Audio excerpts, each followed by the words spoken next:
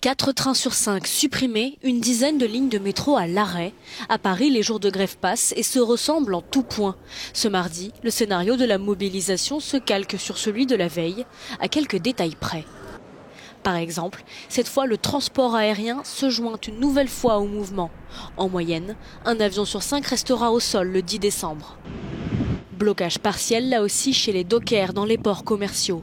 Et dans tout le pays, les syndicats appellent à grossir ce qu'ils appellent la vague des manifestations, débutée jeudi dernier selon eux. La France au ralenti pour la 6e journée consécutive. Malgré tout, 68% des sondés soutenaient encore la grève ce lundi. J'ai toujours travaillé en ayant à l'esprit que j'aurais pas de retraite de toute manière.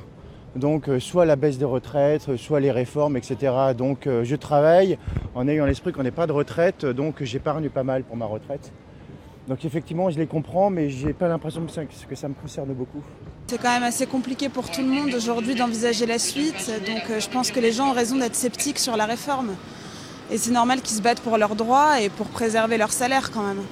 Surtout dans la crise des Gilets jaunes, on a déjà vu toute la précarité qu'il y a en France, donc je pense que c'est assez logique qu'il y ait cette révolte.